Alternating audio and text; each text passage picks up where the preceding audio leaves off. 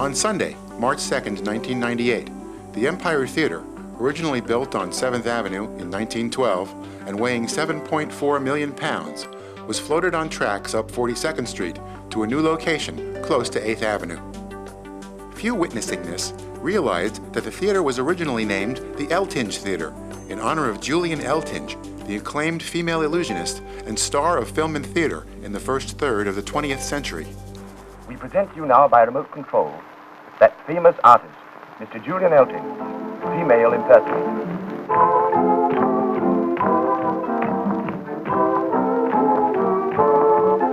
Julian Eltinge's style draws its roots from a specialty of the blackface minstrel shows of the 19th century.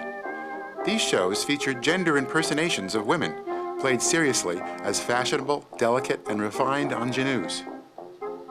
These characters were probably the inspiration for Eltinge's own approach to gender illusionism. In contrast, female impersonation in vaudeville grew from variety shows and saloon entertainments. It consisted of portrayals of elderly crones and parodies of women in outlandish costumes. It was lowbrow and often vulgar comedy, the precursor of contemporary drag caricatures.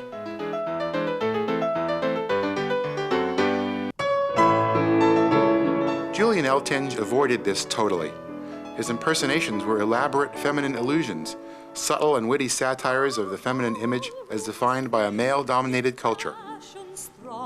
It shone with 1,000 lights, and there was a woman who passed along, the fairest of all the sights.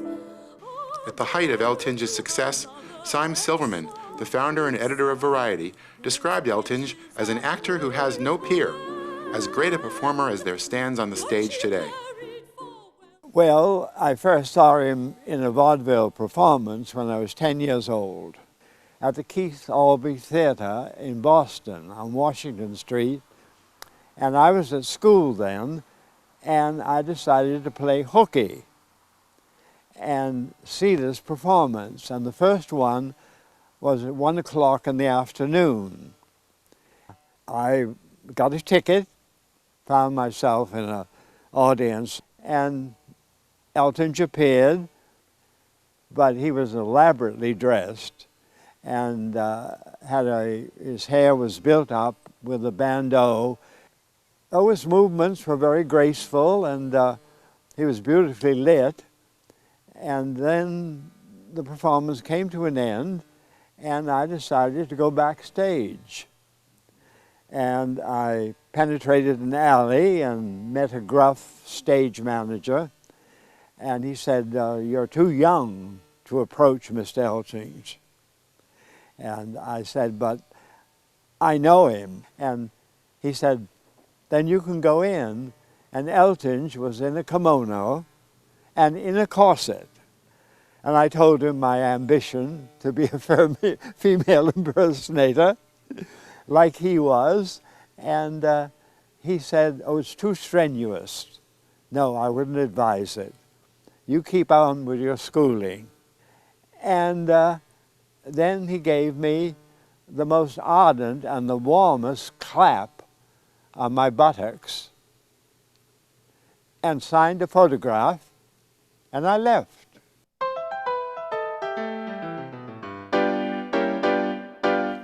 With first-rate reviews, he was brought to New York in 1904 for his first Broadway musical. Following this, he moved into New York vaudeville and was paid a top salary.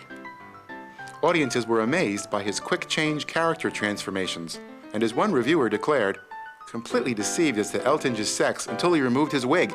His act is far and away above what is described as female impersonation.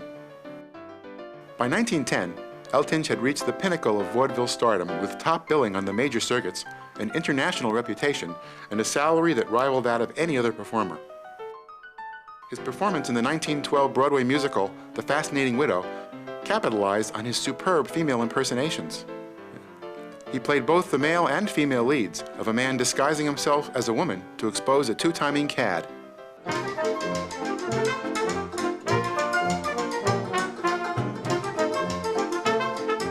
Eltinge's celebrity status and financial success as a Broadway and vaudeville celebrity drew him to Hollywood, where he starred in 4 silent feature films and a sound musical, socialized with the Hollywood elite, built grand landmark mansions, and spent extravagantly on antiques.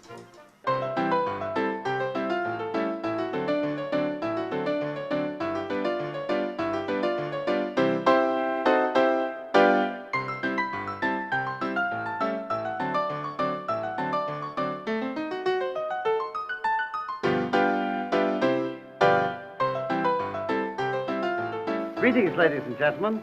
Well, here I am back in Hollywood making my first talking picture.